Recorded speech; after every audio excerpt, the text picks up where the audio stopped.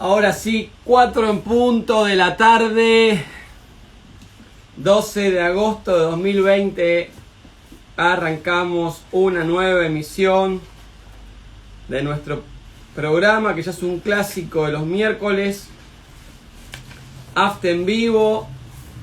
Acá estoy, a ver quién está: Diego Calvo Suárez, Patricia Trota, Mariano Natale, Marina Torres. A ver, en Facebook acá está Walter Preto, por supuesto, uno de los cerebros de AFTE y sobre todo de la transmisión. Hola Marina, ¿qué programa tenemos hoy? Programón, como siempre un programón. Por eso salimos una vez por semana, para condensar toda la información que hay, que es muchísima. Miren lo que es esto, la cantidad de hojas de producción. 2, 3, 4, 5, 6 hojas de temas. 6 hojas de temas. A ver, voy a poner también acá para controlar la transmisión de Instagram desde la computadora.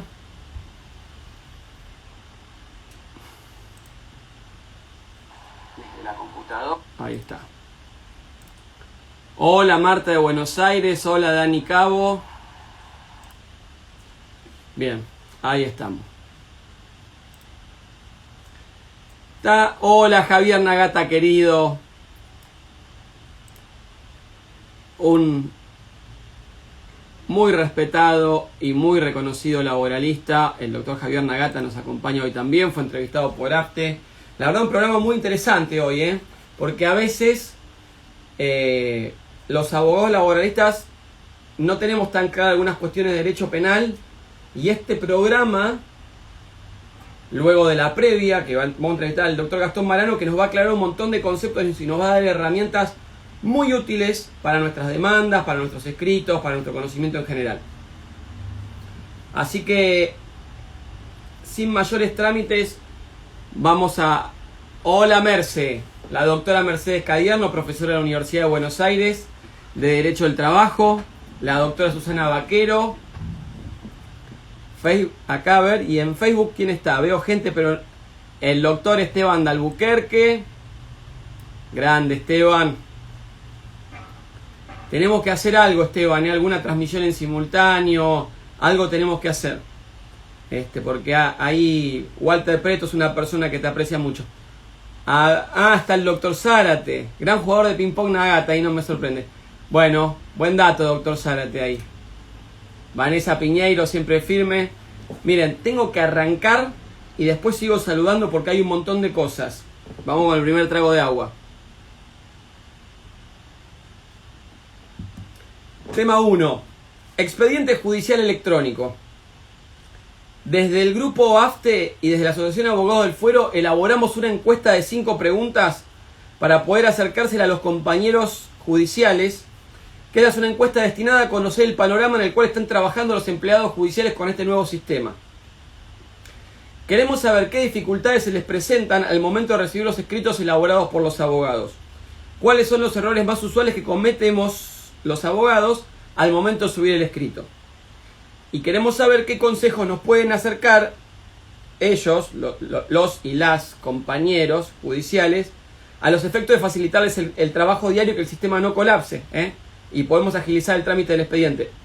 Esto lo hacemos porque ya hemos hablado con varios empleados, empleadas, secretarios, secretarias, jueces de distintos juzgados por este tema. Y ya mismo en este momento va a estar saliendo un mail formal a los 80 juzgados nacionales y a las 10 salas de la Cámara del Trabajo con una encuesta con un link de 5 preguntas que lleva 2 minutos hacerla y que es completamente anónima, ¿bien? Pero de eso vamos a poder elaborar un informe para publicar, para que todo la labor de ambos lados del mostrador, como dijimos en el programa pasado, sea más fácil. Va a ir desde un mail @abogadodelfuero.org, ¿bien?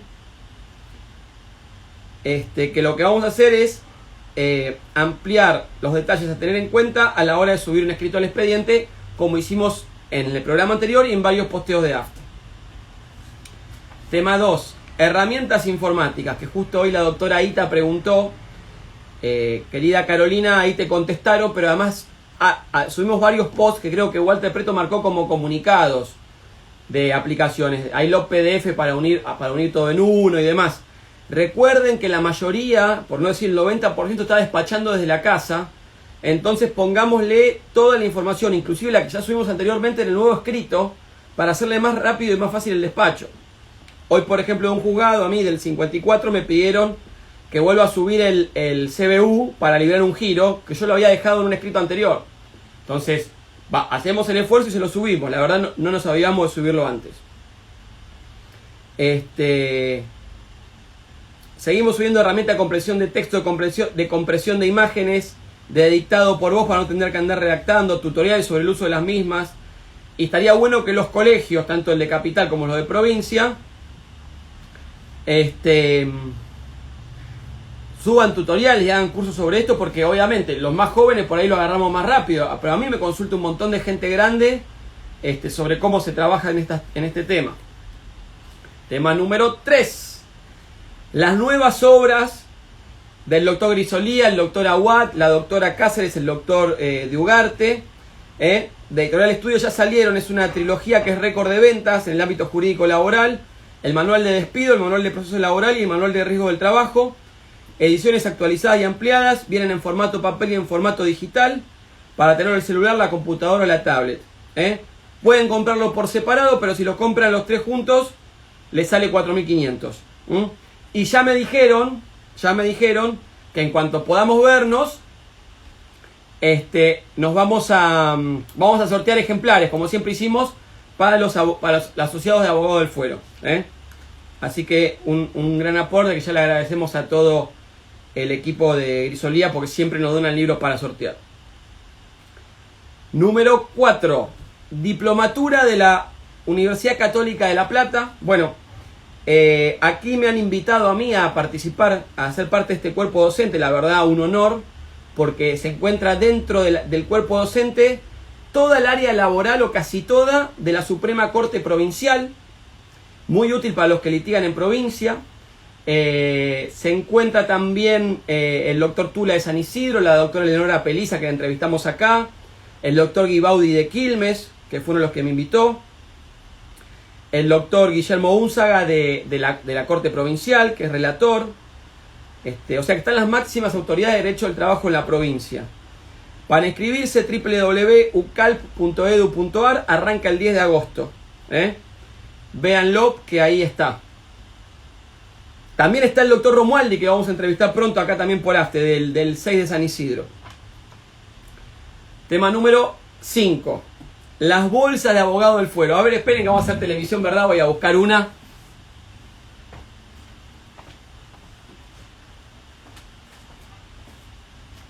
Miren qué buenas que están. Resistentes. www.abogadodelfuero.org.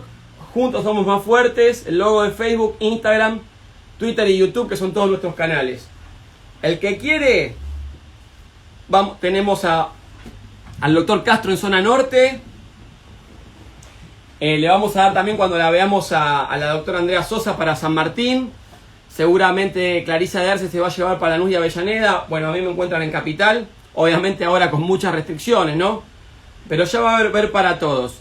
Los que quieran y no pueden esperar y andan por alguno de esos lados, o le escriben al doctor Diego Calvo Suárez, que está ahí, o al doctor Facundo Castro, que tiene también en zona norte, en Martínez. Seguimos. Tema número 6.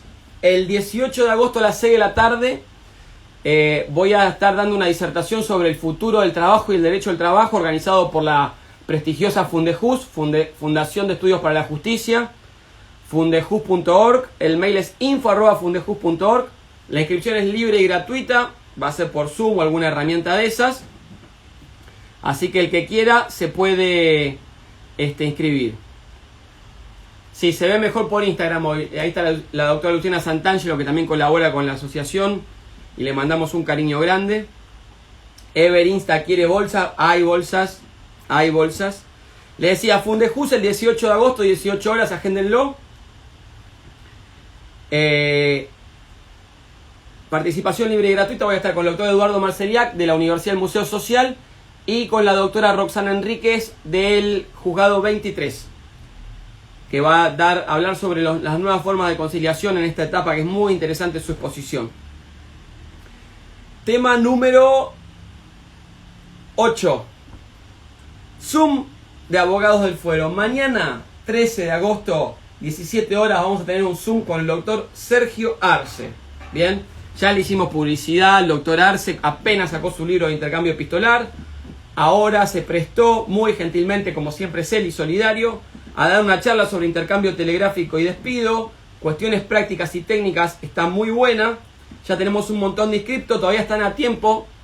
Último. Un mail, pueden mandar mail ahí a la casilla que figura en el banner. O a info@abogadodelfuero.org. Actividad exclusiva para asociados, ¿sí? Ahí está la doctora Cristina Pietrusca. La doctora Trota ya la saludé, por supuesto. Tema número 9. Agradecimiento. Queremos agradecer en primer lugar a todos aquellos miembros que por inbox o por mail nos han enviado muestras de cariño, aprecio y reconocimiento por todo el trabajo que venimos haciendo hace más de 8 años, pero en especial durante esta cuarentena, ya que gran parte de las noticias, novedades y primicias han sido subidas primero a nuestro grupo. Muchos nos han reconocido como el lugar por donde pasan las discusiones de derecho del trabajo en la Argentina y sobre todo las novedades de la práctica. Y bueno, es una construcción colectiva, así que el agradecimiento también es nuestro hacia ustedes.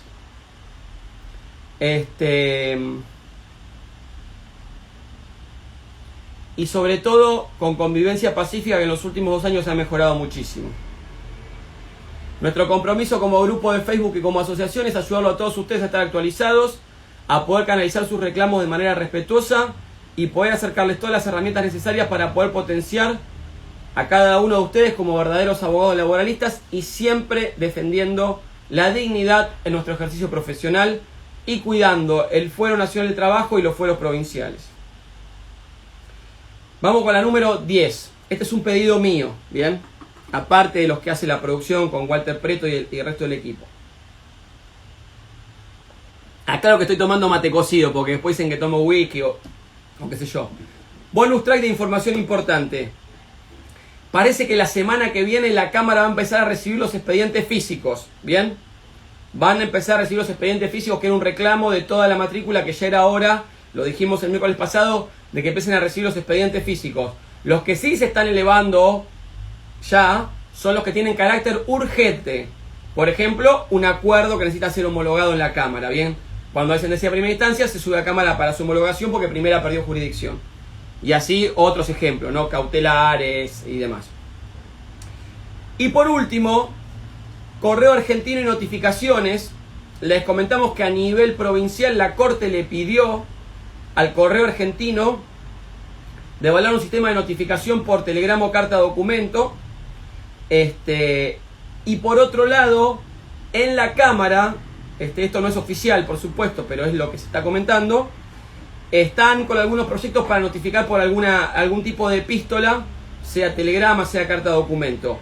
Y una cosa relacionada con todo eso es que nosotros como autoridades de abogados del fuero y por la gestión de un colega asociado, que no lo nombro porque no tengo la autorización de nombrarlo, pero sí estuvimos reunidos ayer vía Zoom con autoridad del Correo Argentino para encontrar soluciones para nosotros, abogados en el ejercicio profesional, y por supuesto colaborar y tender puentes con la Justicia Nacional del Trabajo en lo que podamos colaborar para encontrar una solución, porque si no la justicia está parada también en el tema de notificaciones. Entonces, con el sistema nuevo, con el sistema Lex 100 ya hay un sistema de carga de notificaciones vía carta documento que ustedes habrán visto que se usa para algunas testimoniales o artículo 80. Bueno, capaz se puede perfeccionar y utilizar para otro tipo de notificaciones.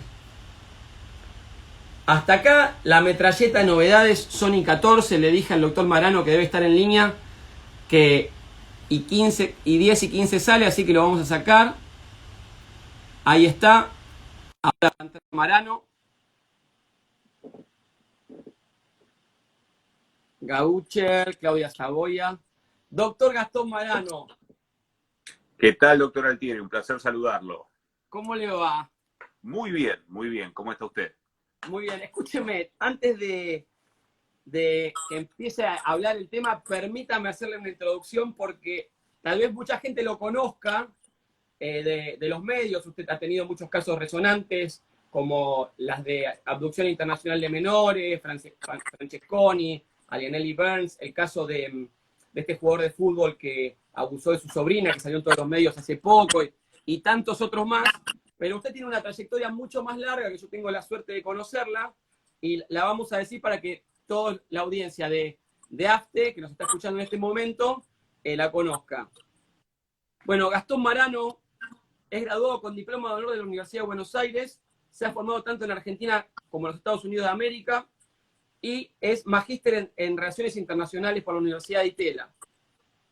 Durante varios años se desempeñó como supervisor de la Oficina de Ciudadanía de la Embajada de Estados Unidos en Buenos Aires, y en su rol de especialista tenía a cargo la gestión de la cooperación jurídica internacional en diversas cuestiones, tales como la restitución internacional de menores de la faz civil y la gestión de extradiciones de la faz penal.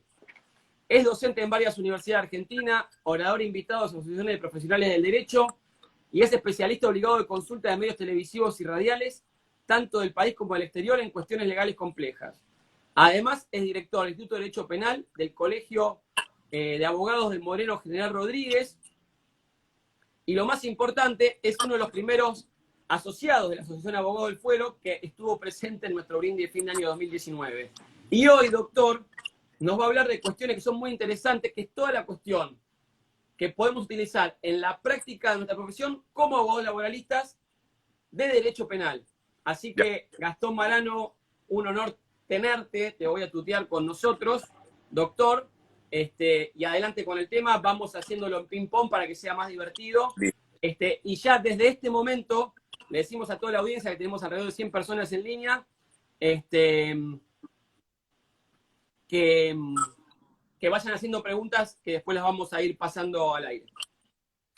Bueno, Nahuel, te tuteo también. Muchas gracias por la invitación. Es un placer enorme estar acá. Sigo las actividades por Facebook, Instagram y demás de la asociación y es un gusto, de verdad, acompañarlos hoy. Pero traerles algo que les sirva, llevarlo de la manera más descontracturada. Así que los que quieran hacer preguntas, por favor, las van sumando y en lo que pueda, aporto.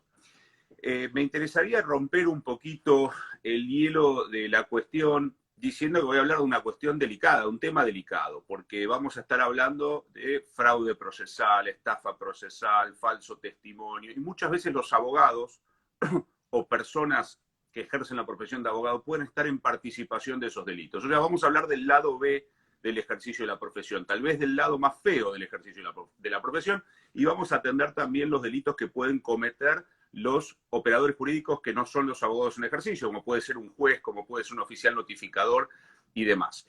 Dicho, consideren esto como una suerte de horario de protección al menor o al abogado Nobel o idealista, porque vamos a estar hablando de cuestiones de la profesión que no son nunca agradables de escuchar, pero que existen. Así que si alguien es particularmente sensible a pensar que nuestro sacerdocio jurídico es impoluto, le damos 10 segundos para desconectarse. Dicho eso, está bien la provocación, está bien porque genera debate y genera audiencia. Ahí tenemos grandes abogados, está Nagata, está Dillarian, hay varios abogados que van a estar muy atentos a este programa. Muy bien, me alegra provocar. Si puedo llevar un pensamiento con esto, habré cumplido la función. Entonces, ¿de qué vamos a estar hablando? Vamos a estar hablando de situaciones border con el delito o de situaciones directamente delictivas que pueden darse en un proceso o en el marco de un proceso y particularmente por el interés de la asociación en un proceso laboral. La primera cuestión de la que nos tenemos que hacer cargo es de esto de lo que hablamos los abogados todo el tiempo, que es la idea de la estafa procesal. No hay abogado que no haya dicho en algún momento de su carrera, bueno, acá hay una estafa procesal y de qué estoy hablando. Y es uno de esos conceptos difusos. A mí, yo soy docente de una materia conectada con derechos humanos y derecho constitucional y me gusta preguntarle a los alumnos en la primera clase, chicos, chicas, ¿en qué artículo de la Constitución encontramos el derecho a la vida? Son alumnos de segundo año, pasan 2, 3, 4, 10 segundos y cuando me canso de verlos sufrir, les revelo que en ninguno, no hay un solo artículo de la Constitución en donde diga que tenemos derecho a vivir. y no por eso dejamos de hablar del derecho a la vida. Alguno más o menos despierto me dice, bueno, doctor, el artículo 33, los derechos implícitos y demás. Pero de la misma manera que en ningún artículo de la Constitución tenemos el derecho a la vida, en ningún artículo del Código Penal tenemos la estafa procesal como tipo jurídico. Y todos entienden, cuando digo estafa procesal, algún sonido en la mente les viene, a algo refiere. Pero cuando generalmente hablamos de esto hay que hacer una distinción muy importante entre lo que es el fraude procesal y la estafa procesal. No me quiero poner técnico, les prometo que vamos a ir a lo práctico, pero es una cuestión terminológica que es relevante. Porque hay una relación de género y especie. Fraude procesal es cualquier engaño que una persona perpetre para inducir error a un juez, a una persona encargada de decir derecho. Ahora, estrictamente hablando, estafa procesal vamos a tener cuando, producto de ese engaño, de esa inducción a error, hay un beneficio patrimonial para un sujeto. ¿Por qué digo que recién ahí vamos a tener estafa? Porque cuando hablamos de estafa procesal, y les dije que no está en ningún artículo del Código Penal, lo más cercano que vamos a encontrar es el tipo penal estafa propiamente dicho, que es el del 172 del Código Penal. Si ustedes miran el 173 están todos los tipos especiales de estafa y la estafa procesal no existe. Argentina no es la única en tener esta particularidad, pero hay otras naciones que han consagrado específicamente el tipo estafa procesal como aquel que se comete en el marco de un proceso judicial. Eso no lo tenemos. Por lo tanto, cuando estemos hablando de los temas de los cuales vamos a hablar hoy, vamos a hablar de falsificación documental, vamos a hablar de inducción al falso testimonio y demás, seguramente vamos a estar hablando de cuestiones delictivas o cuasi delictivas que estén conectadas con un tipo penal madre, que es el tipo penal estafa genérico del Código Penal, artículo 172. Pero les dije que había que diferenciarlo de fraude procesal. ¿Por qué? Porque puede existir fraude procesal sin que exista delito. ¿Cuándo existe fraude procesal? Cuando hay cualquier inducción a error al juzgador. Y si yo les digo que los abogados constantemente cometen, incluso los abogados que trabajamos a conciencia, constantemente cometemos fraude procesal, ustedes se me van a quedar ahí con los ojos abiertos esperando que les diga cuál es la pena. No tiene pena, porque no es un delito. Pero inducción a error de un juzgador cometemos siempre. Cada vez que escribimos una demanda y negamos una situación para imponerle la carga procesal al otro de tener que probarla, aunque nosotros la sepamos cierta, estamos de algún modo induciendo o queriendo inducir error al juzgador. Supongamos que quien me demanda dice que, vamos a ponerle un caso del derecho del trabajo, el empleado dice que hacía 5 horas extra por semana. Y el empleador contesta demanda, aún a sabiendas de que hacía 5 horas extra por semana, diciendo, no, lo niego completamente, no hacía ninguna hora extra por semana. Efectivamente está queriendo inducir error al jugador. Ahora, ¿hay algún tipo de delito ahí? Ninguno. ¿Por qué? Porque se está amparando en una particularidad de nuestro sistema procesal que tiene que ver con la carga de la prueba, sin entrar en las discusiones alambicadísimas sobre quien alega prueba, la carga dinámica en ciertas ramas del derecho y demás. Con esto les quiero decir, los abogados constantemente escribimos y contestamos demanda, introduciendo cuestiones lícitamente falsas o negando cuestiones ciertas sin que eso nos implique un reproche. ¿A dónde debemos dibujar la línea? La línea la debemos dibujar en lo delictivo. Cuando nos vamos del concepto genérico de fraude procesal entendido como inducción a error, que lo tratamos de hacer y porque puede ser parte de nuestra estrategia apelar a la obligatoriedad del otro de probar lo que dice, y cruzamos la raya con el delito y vamos directamente al campo de la estafa. Entonces, este es el primer concepto que hay que tener en cuenta. Alguien podría decir, me lo dijo un profesor de Derecho Procesal una vez y me dejó recalculando, en juicio vale mentir. Pensemos si esto es así o no es así y qué implica. Pero nadie me va a poder negar que muchas veces un abogado redacta una demanda escribiendo algo que sabe que no es necesariamente cierto o la contesta negando algo cierto para poner a la contraparte en la obligación de probar. Y esto de vuelta no implica un reproche. Entonces, yendo al campo del derecho laboral, que obviamente es el campo de trabajo de ustedes, cuando un abogado le aconseja a un empleador desconocer una relación laboral existente, se ha hablado antes del intercambio telegráfico. es muy común que en el intercambio telegráfico a veces una relación en negro aparezca directamente denunciada como falsa, o sea, como inexistente. ¿Comete una estafa? La respuesta es que no comete una estafa. Ahora, si existiera una relación y se falseara documentación para cambiar la categoría de esa relación, por ejemplo, de una relación de trabajo a una relación circunscripta en otro tipo de vínculo jurídico, como locación de servicio, la locación de servicio, que los laboralistas odian a ultranza, ahí podríamos estar frente a directamente una estafa. Muy bien, entonces, ante estas situaciones debemos poner un límite claro, que es el límite de lo delictivo. Y les digo otra cosa entonces en ese sentido, no cualquier intento por cobrar una cantidad de dinero o por dejar de pagar una cantidad de dinero que sostenga una falsedad o que niegue una verdad es una estafa. No cualquier intento de hacer eso. Ahora, algunos intentos de hacer eso sí lo son y son auténticos delitos penales, pero generalmente no lo son la mera afirmación de un derecho, porque de lo contrario todo el que resultara vencido en un pleito debiera además cargar con la posibilidad de ser denunciado penalmente por estafa, simplemente porque no pudo probar lo que dice. O sea, lo que le quiero decir a los colegas es que en general aquellas cosas que sencillamente se afirman o que sencillamente se niegan no trasponden el límite del Código Penal. Más allá de que uno las pueda calificar hasta técnicamente como fraudulentas, como fraude procesal, no será estafa en el sentido técnico. Cuando hablamos de estafa, sí, y ya me meto en el delito, y después vemos los tipos que este delito penal o las tipificaciones que hacen a este delito penal en el proceso, estamos frente a un delito que responde a un desdoblamiento. Es decir, la víctima de la estafa procesal es el juez o el Estado, el que fue inducido a error, pero el ofendido por el delito es aquel desapoderado patrimonialmente. Entonces, para que tengamos una estafa, yo les hablo del artículo 172 como si todos estuvieran obligados a conocerlo, pero es básicamente el mantenimiento de un ardid o de un engaño que busca un desapoderamiento económico. Si no tengo alguno de estos elementos, no estoy verdaderamente frente a una estafa. Y para estar frente a una estafa, yo tengo que tener estos dos elementos. Ahora, bien, ¿qué cosas nos encontramos habitualmente en un proceso? Habitualmente nos encontramos los penalistas, ojalá que ustedes se las encuentren poco, pero que uno podría calificar como de estafa.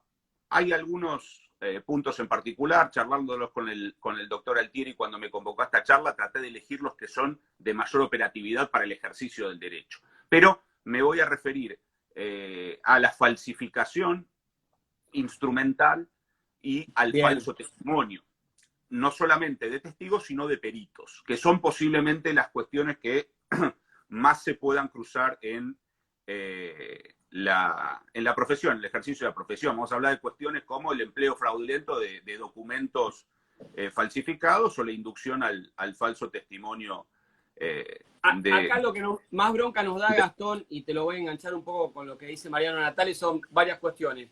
Cuando acompañan liquidaciones finales o recibos firmados supuestamente por el trabajador y no lo son, cuando traen testigos flagrantemente falsos. Acá Mariano pregunta, seguramente en la respuesta lo vas a incluir, ¿por qué no son tomados por la mayoría de los fiscales en provincia de Buenos Aires estos delitos? Y un tema que muchos de los laboralistas no sabemos, pero grandes abogados como Julio Enrique González Rubio lo implementan, que es el falso testimonio de los peritos. De acuerdo. Cuando están a veces incentivados por la SRT a decir cero. Hay peritos que son famosos por ponerle cero a todo. Entonces, esos temas queremos que los encares vos, por favor. Bien. Vamos al primero que mencionaste, la falsificación de instrumento. La falsificación de instrumento es un delito que está tipificado en el artículo 292 del Código Penal y es básicamente la utilización o la confección, y es la misma pena en los dos casos, es de 1 a 6 años, de un documento material o ideológicamente falso. Materialmente falso cuando lo que dice puede ser cierto, pero no es el documento en sí, e ideológicamente falso cuando lo que dice directamente no existe. Imaginemos la situación de un demandado en una causa laboral que intenta justificar la existencia de un pago y presenta un recibo firmado y esa firma es apócrifa.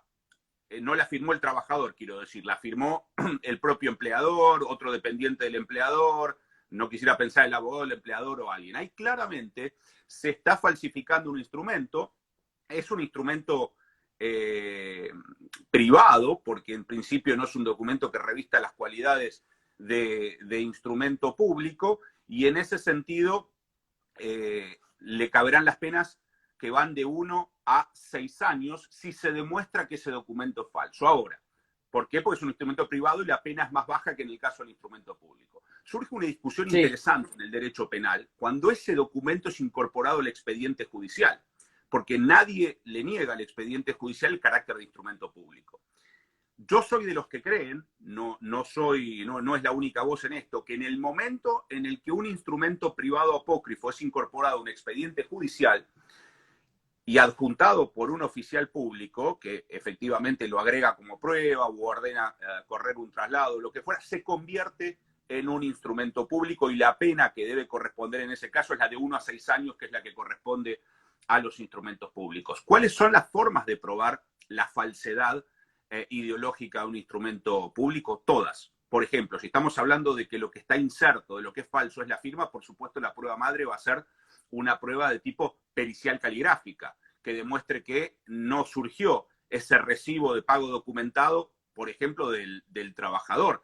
Pero podría ser otro tipo de documentación que no tenga firma, como por ejemplo constancias de horarios de ingreso y de egreso, que estuvieran falsificados a través de medios informáticos. Entonces ahí la prueba caligráfica me va a servir para poco o nada, y a lo que deberé abocarme es a la utilización de prueba informática, tal vez a través de un perito de parte que nos explique por qué esa falsificación no surgió del programa de control, sino que fue modificada, por ejemplo, con un editor de fotografías, para que diga que el empleado no estuvo presente o estuvo presente, etcétera, etcétera. Los abogados tenemos que ser cautos en el sentido de indagar bien la prueba, y cuando vemos que hay prueba falsa incorporada a un expediente, en ese acto ofrecer lo conducente a demostrar la falsedad de esa prueba. Y en esto quiero decir algo. El derecho laboral tiene particularidades. A veces tiene la particularidad de una cierta ida y venida, incluso posterior a la contestación de la demanda. En otras ramas del derecho no. Pero en el momento en el que una persona descubre una falsedad documental en un expediente, ese es el momento en el que debe ofrecer la prueba para probar la falsedad documental, aunque no sea el tiempo procesalmente oportuno mirando la ley de la que se trate. Además, si se prueba esa falsedad, lo que el abogado debiera hacer es solicitarle al juez interveniente que extraiga testimonio para ser puesto en disposición de, por ejemplo, si estamos Capital Federal, de la Cámara de Apelaciones, que es la que sortea un juzgado penal para investigar la posible comisión de ese delito. Pero les digo esto porque a veces llega la consulta de algún colega que dice, mire, yo no lo ofrecí esa pericial, y ahora mi cliente vio la prueba y me dice, no, mira, no es mi firma, o el sistema imprimió otro tipo, no importa, lo ofrezco ahí, casi como si fuera un hecho nuevo. Bien, pasa por encima de la normativa propia del derecho del trabajo, que es el plazo de 3 días para impugnar algo, por ejemplo, porque hay normativa específica y técnica del derecho penal que dice que cuando uno toma conocimiento, ahí lo tiene que pedir. Correcto. No voy a estar atado por eso. Y después los efectos de la investigación penal serán eventualmente retroactivos o de aplicación a ese otro pleito, porque imagínese que si no, se produciría el escándalo jurídico que lleguemos, por ejemplo, a una condena basado en un documento directamente falso. Pero de vuelta, para que estuviéramos frente a estafa procesal con un documento ideológicamente falso, el documento debiera haber cumplido la función del perjuicio patrimonial. Si no, solamente tendré la falsificación de instrumento, que es un delito en sí mismo. Pero si con esa falsificación de instrumentos yo logré inducir a error al juez y logré que ese juez desapodere económicamente a alguna de las partes con una sentencia, aparte de la falsificación, tengo la estafa. Irán en concurso de delito, no los voy a aburrir con concurso de delito, que son temas que solo a un penalista le pueden entretener, pero lo que les quiero decir es un delito por sí mismo la falsificación de documento en el momento en el que lo falsifico. Ese documento va a ser un documento público cuando lo incorporo al expediente, voy a pasar a tener una pena más grave de 1 a 6, y además podría, si logro mi objetivo, el objetivo ilícito, podría estar incurriendo además no solo en el 292, sino en el 172 por estafa. Así que así de grave es la falsificación de un instrumento, y a veces por una pavada como cambiar un horario o un día en una hoja de presente o falsificar una firma en un escrito. Doctor, le hago llegar una inquietud. El abogado que no se puede encontrar con el cliente y aún con permiso del cliente inserta una firma en ese escrito. Todos lo hemos escuchado, lo hemos visto, no quiero decir lo hemos hecho porque el artículo 18 de la Constitución Nacional impide que declare en mi contra. Lo que le quiero decir a los colegas, eso es falsedad documental. Eso es falsedad documental. Muy bueno. No entremos ahora en la discusión de qué pasa en la pandemia, que tenemos una normativa medio extraña que nos pide que el cliente... Y ahora hay algo distinto, doctor, que algunos juzgados toleran, que uno puede insertar la firma del cliente en el escrito, la hológrafa, y eso está ok. Y ahí no estamos haciendo la firma porque simplemente nos la manda y la insertamos. Es completamente distinto. Es distinto, es distinto. Pero bien vale la aclaración, bien vale la aclaración. A... Acá la doctora Trota dice, no hacerlo jamás eso. Jamás. Jamás. Me refiero al acto análogo del cliente no puede venir, analógico quiero decir, y coloco la firma del cliente. Bueno, o le pido al procurador y lo convierto en partícipe necesario o autor material. De hecho, que inserte la firma ahí. A mí me parece que es exactamente lo mismo, si por medios digitales la inserto y mando el escrito con mi firma digital. Si inserté la del cliente en un escrito en donde sea necesaria la firma del cliente, estoy hablando. Pero es un tema aparte y fuerte y que requiere una disquisición más profunda y que además se va necesariamente del derecho al trabajo. Pero tengámoslo en cuenta, como dijo la doctora Trota, no hacerlo jamás, sepamos que tiene, aparte de las consecuencias como abogado frente a los tribunales de disciplina, posibles consecuencias penales. Yo me tengo un reloj acá abajo, doctor, porque yo que me tenemos 20 minutos, sigamos. Si le parece, paso al falso testimonio, que es otro tema del... Sí, espectacular. La gente quiere escuchar sobre falso testimonio, de testigos y de peritos. De testigos y de peritos, muy bien. La primera cuestión que les hago saber es que en términos del quantum de la pena, la ley no va a hacer una distinción entre el testigo y el perito. Los dos pueden incurrir en falso testimonio y en los dos casos es igual de grave. Esto es para una discusión doctrinal mayor. Yo creo que esto requiere una reforma de nuestro Código Penal y entiendo que el falso testimonio cometido por un perito debía ser un falso testimonio agravado por la particular fe pública que reposa sobre el perito, que no necesariamente reposa sobre el mero declarante. Pero estamos hablando de penas de 1 mes a 4 años, siempre y cuando no estemos hablando de un expediente penal, porque ahí la pena se va hasta 10 años de cárcel. Pero en cuestiones normales tenemos una pena que va de 1 mes a 4 años. Es una amplitud muy grande y lo que el juez debiera tener en cuenta al momento de meritar la pena es cuál fue el impacto de ese falso testimonio en el proceso en particular. Ahora, miremos toda la situación, ¿sí? Miremos la situación de un abogado que hace absolutamente todo mal. Llama a un testigo, amigo, conocido de su cliente, lo prepara para declarar, le enseña a mentir, el testigo va y miente. Ahí tenemos por lo menos 2 delincuentes, no tenemos uno. No quiero hablar del cliente porque el cliente puede estar o no al tanto y incluso se podría amparar en el hecho de que consulta a un profesional. Tenemos el que materialmente comete el falso testimonio y que responderá por las penas del falso testimonio, y el que instiga a la comisión del falso testimonio, que responderá por las penas de la instigación a ese delito. Y como les decía, es una pena grave. Ahora bien, ¿qué hacer cuando estamos frente a la presencia del falso testimonio y no estamos en un juicio penal que tiene un juicio oral y público, otro resultado? Mi recomendación es dejar declarar al testigo tranquilo. Si usted ve que el testigo está declarando falsamente, no lo interrumpa ni en un punto ni en una coma, no saque el documento de la gabardina y diga, está mintiendo, acá tengo la prueba. Déjelo declarar completamente. Siempre va a estar a tiempo de pedir la extracción de testimonio y de, en la causa penal, demostrar la falsedad. Porque muchas veces, quiero decir, si usted es el abogado, no el que preparó al testigo, si es el abogado que está ahí sentado en la audiencia, el testigo está diciendo algo que usted sabe falso.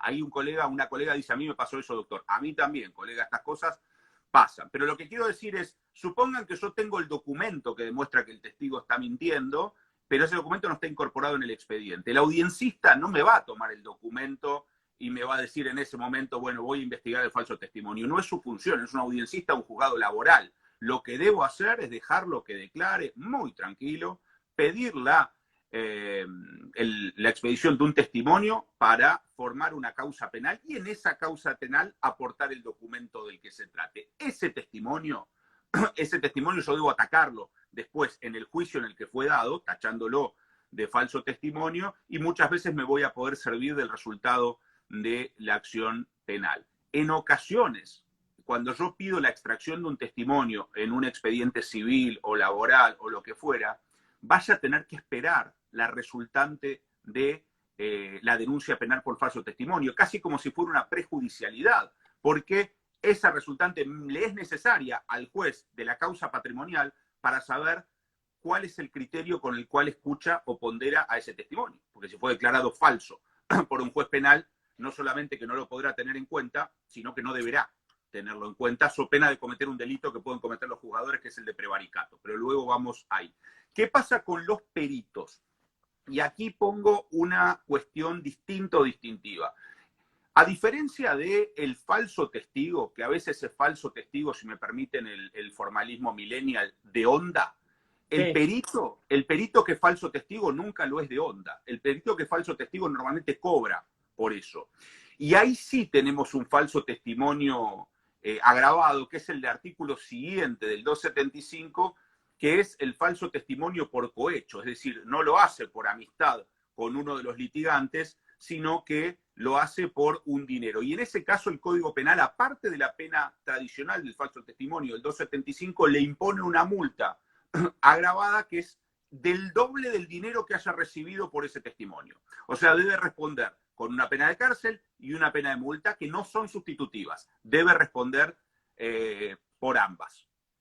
Hasta aquí, por lo menos con el tiempo que tengo, la cuestión del falso testimonio. Mi recomendación es, si ustedes toman a un perito cometiendo falso testimonio patentemente o se puede entender la comisión del delito de falso testimonio, porque como dice el doctor Altieri, el perito dice 0, 0, 0. Yo tengo dos peritos de parte me dicen no, la incapacidad es del 15, no puede ser nunca del 0. El baremo dice otra cosa, denuncien eso. No permitamos que haya operadores judiciales castigando de esa forma a la justicia, que ya está bastante castigada. Es el poder del Estado con menor tasa de credibilidad entre los ciudadanos. En gran parte por profesionales poco éticos, de los dos lados del mostrador.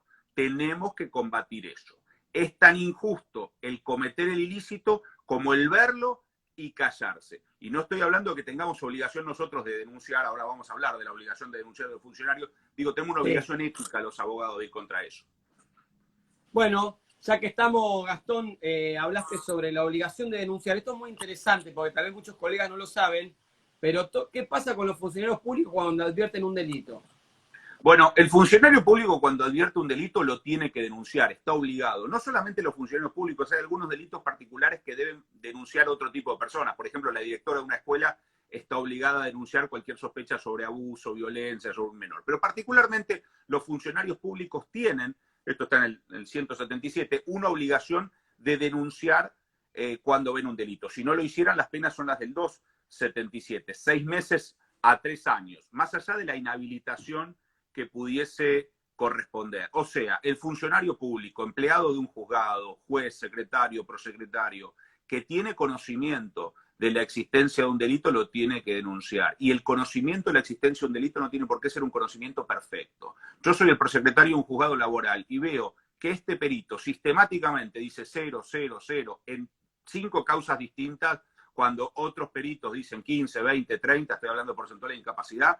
Si yo tengo mínimamente una noción para una persona razonable de que podría haber un delito en eso, yo tengo que denunciarlo. Denunciarlo no significa condenarlo. Lo va a tener que investigar un fiscal, lo va a tener que investigar un juez y tomar una determinación. Pero el funcionario público tiene la obligación de hacerlo. Si no lo hace, es directamente un delincuente. No lo digo yo, lo dice nuestro Código Penal y más allá de la pena de 6 meses a 3 años le va a corresponder una inhabilitación y probablemente la imposibilidad de ejercer un cargo público durante ese tiempo. Los abogados, si bien no tenemos una obligación tan extensa, yo creo que tenemos un compromiso ético con la denuncia de estos delitos. Quería terminar una cosa, Nahuel, antes de pasar a algún delito más de los justiciantes ahora, de los jueces y de los secretarios, que tiene que ver con un delito que también es frecuente en el derecho laboral, que nadie se va a sorprender. No puedo ver la cara de los que nos estén escuchando, pero no habría muchas caras de sorpresa. Es,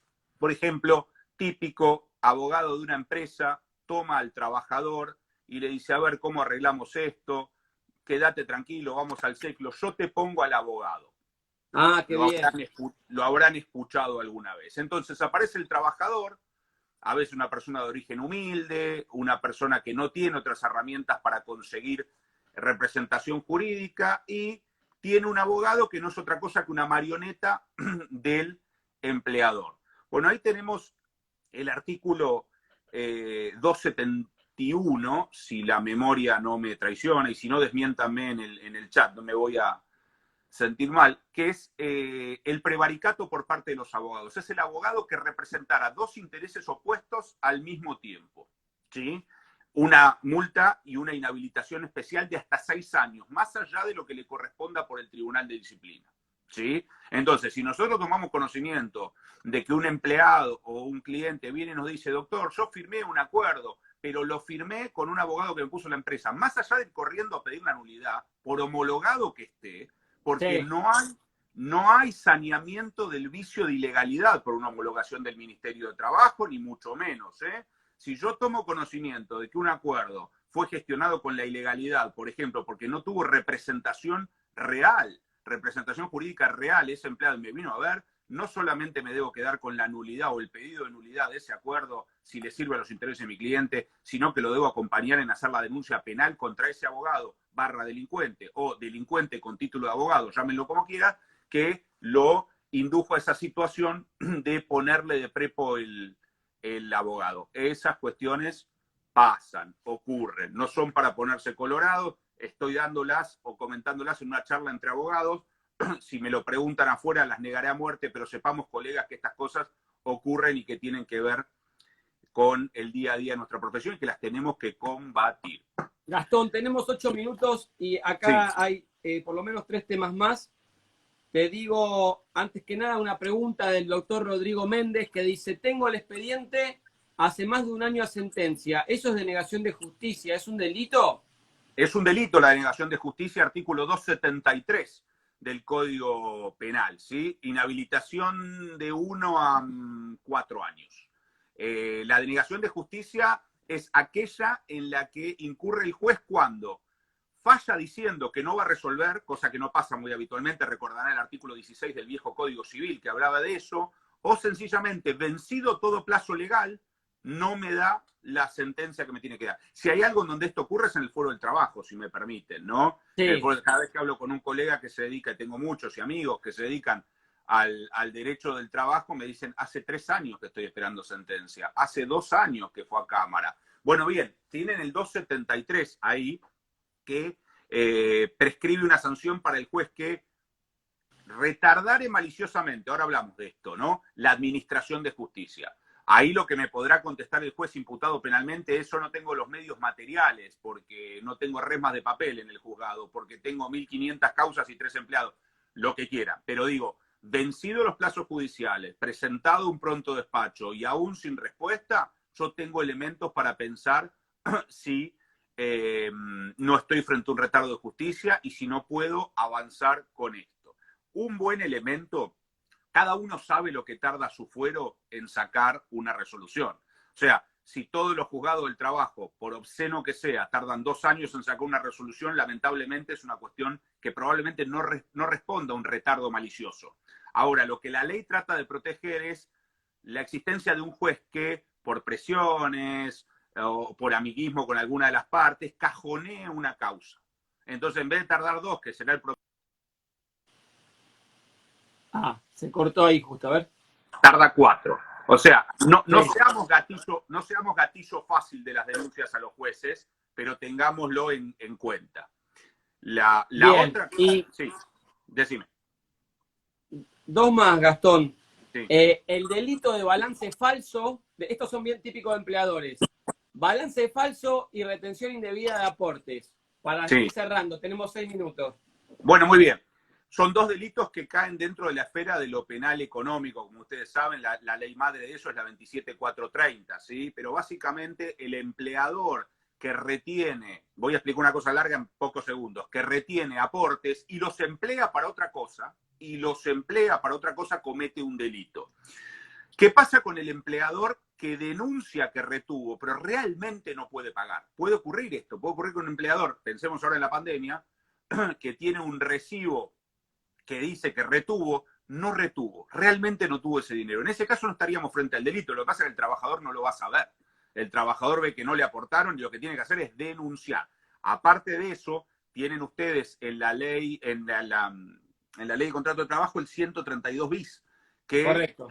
establece una multa específica. Pero digo, eso es un delito por el cual el empleador tiene que responder. Es un delito altamente fácil de desarticular, por ejemplo, entrando en un plan de mis facilidades, pero no deja de ser un delito penal económico, con lo cual debiera ser denunciado. Otro tanto pasa, y va de la mano de la falsificación documental, con la falsificación de instrumentos contables, por ejemplo, el balance. Y ahí sí puedo tener alguna modalidad de falsificación agravada cuando tengo un profesional contable, por ejemplo, firmando ese balance y participando de esa cuestión. También ahí la pena va hasta 6 años y genera un perjuicio particular, porque ustedes saben que los documentos y libros de comercio, como por ejemplo los balances, tienen una presunción de fe con respecto a lo que está asentado en ellos. Por eso los hacemos intervenir por profesionales de las ciencias económicas cuando son los más especiales de estos libros como los balances. Pero eso ocurre también frecuentemente. En caso penal económico se hace la denuncia, va a penal económico, normalmente no puede ser querellante en ese caso el trabajador, porque el ofendido es la FIP y el criterio del penal económico es que el trabajador, si bien tiene un perjuicio concreto, quien debe querellar ahí es la FIP. Yo querellaría igual y lo intentaría. Algún día vamos a vencer esa idea ridícula de que el ofendido de los delitos es siempre el Estado, que a veces prima en el fuero penal económico. Pero bueno, con esto por lo menos tienen un muestrario del tipo de delitos en apretada síntesis frente Sí. a los que tenemos, que podemos cometer nosotros hasta por desconocimiento. Estoy pensando en la firma en un escrito de un cliente, o que pueden cometer falsos colegas, delincuentes con título de abogado, o que pueden cometer peritos que se burlan del juramento hipocrático, haciendo lo más deleznable que puede hacer un médico, que es mentir sobre una enfermedad. Y los delitos que pueden cometer los funcionarios judiciales, que son los que vimos ahí. El no denunciar cuando conocen un delito, la denegatoria de justicia o eventualmente el prevaricato, que es fallar contra su conciencia por amiguismo o por haber recibido un dinero cohecho. Por lo menos les quería traer esta idea. Espero que lo hayan visto de la manera más entretenida posible. Como penalista tengo la pesada carga de ser entretenido, porque tenemos la fama de ser los más divertidos de los abogados. Así como, no sé, si uno va a una fiesta de médicos y se quiere divertir, se va al área donde están charlando los proctólogos, que tienen las mejores anécdotas. Bueno, cuando uno se quiere divertir del derecho, se junta con los penalistas. Nadie se rió nunca de lo que dice un especialista en contencioso administrativo. Así que espero que los haya podido llevar por No, esto. excelente, excelente. Voy a leer, Gastón, porque yo ya te conozco y sé que sos brillante. Bueno, ahí entró Julio González Rubio, que Julio te elogié más temprano cuando hablaste el tema de, vos fuiste el que me enseñaste hace unos años el tema del delito de falso testimonio de los peritos, así que te reivindico acá con Gastón Marano, que habló sobre el tema. Gastón, te voy a leer, mirá. Esteban de Albuquerque, muy buena la charla. Piñero Vanessa, muy buena esta charla. Diego Calvo Suárez, excelente charla y claridad de conceptos. Mercedes Cadierno, excelente charla. Daniela Sobex, excelente exposición. Punto Septentrión, excelente exposición, muy instructivo. Facundo Castro, un crack y colega, todos temas súper importantes. Mariano Natale, felicitaciones al doctor Marano y a Nahuel y Afte por esta gran exposición. Marta de Buenos Aires, ojo clínico, brillante exposición. Quédatela para cortar. Da para otra charla con el colega. Luciana Santangelo, excelente. Mercedes Cadierno, me encantaría que haya una segunda charla. Chazarreta, muchas gracias, doctores. Excelente, dice Luli Figue. Clarísimo, Cristina Pietrusca. Gastón Barbera, excelente. Bueno, todo buenísimo. Qué muy buena charla. Carpa anduvo por ahí, un lujo. La verdad, doctor, que estamos sumamente agradecidos contigo. no tenemos más que agradecer. Ahora en 6 minutos se corta la charla. Yo quiero que vos, atento a todo lo que has dicho, nos hagas un cierre de 1 minuto y seguramente después de esta charla será un disparador para que sigamos colaborando con AFTE y con la Asociación Abogado del Fuero, porque has tenido una receptividad espectacular de parte de toda nuestra audiencia. Así que Bueno. el cierre, Gastón, y después te despedimos. Muy bien. Bueno, más allá de los agradecimientos, después te los hago en privado, Nahuel, pero aprovecho para hablarle a los colegas. Veo algún que otro alumno mío conectado y demás. Le quiero hablar a los jóvenes colegas que todavía están en el tren de no dejarse arruinar por las cosas feas que puede tener esta profesión. Tenemos la mejor profesión del mundo, se los digo convencido. Si naciera 3 veces más, serían todas mis reencarnaciones abogado. Lamentablemente estamos en un país y en un mundo en donde nuestra profesión está muy vilipendiada y en donde la justicia es vista como un reducto de cosas horribles. Tal vez con algún nivel de justicia. Lo que nosotros tenemos que hacer es no conformarnos con eso, tomar un hacha y empezar a echar estas injusticias. No transemos nunca con esto. No creamos que porque hay 3 o 4, o 10 o 20 vivos que se ganan la vida de esta manera, nosotros no podemos combatir contra eso. Todas las ramas del derecho tienen este tipo de cosas. En el derecho penal vos tenés los denominados sacapresos, que son tipos que lo único que hacen es arreglar con el comisario de turno para sacar un preso. En el derecho laboral vos tenés este tipo de cosas que charlamos hoy. O el abogado mediocre que dice, yo solo hago seclo, a un juicio no sé ir.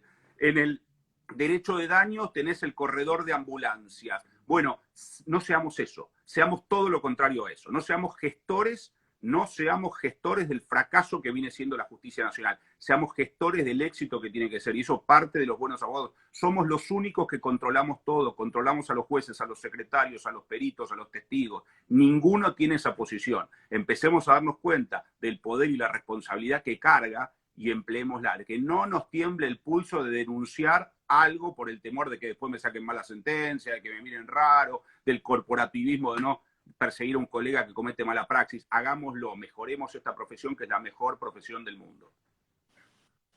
Gastón, yo te aplaudo acá, van a aparecer los aplausos virtuales ahí, más que agradecido. Me quedé un segundo paralizado porque me quedé pensando en todo lo que dijiste. La verdad no esperaba, sí, la calidad de tu exposición, porque conozco tu calidad técnica. No tenés la medalla de honor de la UBA por nada, te la has merecido en su momento. Nos conocimos por una cuestión profesional, creo que en el 2007-2008, pues yo representaba a un ciudadano norteamericano y vos estabas del otro lado del vidrio en la embajada como asesor consular. Y desde ahí, bueno, trazamos una relación profesional excelente que continúa hasta el día de la fecha. No tengo más que palabras de agradecimiento, ahí llueven los aplausos. La doctora Baldovino también aplaude, todo el mundo, Mari Sosa desde Misiones, la verdad excelente. Te despedimos con un gran abrazo desde acá y bueno, corto contigo, hacemos el cierre. Seguramente, reitero, esto va a ser disparador de más actividades en conjunto entre tu estudio jurídico, tu persona y la Asociación Abogado del Fuero y el Grupo AFTE. Un fuerte abrazo, Gastón, y muchas gracias. Siempre a disposición. Saludos a todos e infinitas gracias a la asociación en tu persona, Nahuel. Bien, ahí se iba el doctor Gastón Marano. Y como siempre, los últimos 2 minutos son, primero, para agradecer al gran equipo que tengo, no detrás, sino conmigo, a mi lado, que me rodea, que son Clarisa de Arce, Walter Preto, Patricia Trota, Diego Calvo Suárez, mi hermana Delfín Altieri, que es la Community Manager, que la pueden seguir en delfin.estudio@Instagram. También pueden seguir a Gastón.marano@Instagram, el que le interese. El doctor Facundo Castro, el doctor Julio Sana. Ahí también está Andrea Sosa, Hernán Zárate, María Teresa Neira, Raúl Novo, Luciana Santangelo, los aportantes también para AFTE. No mucho más. Las 3 frases. En tiempos de engaño universal, decir la verdad se convierte en un acto revolucionario. Podrán robarnos las ideas, pero nunca la creatividad, y lo siguen haciendo, muchachos. Cópiennos, muchachos y muchachas, que no nos importa. Y por último, que Dios nos bendiga a todos. Besos y abrazos virtuales desde acá. Nos vemos el miércoles que viene con una nueva edición de AFTE en vivo. Hoy fue la del miércoles 12 de agosto de 2020. Los quiero mucho. Nos vemos. Chau, hasta la próxima.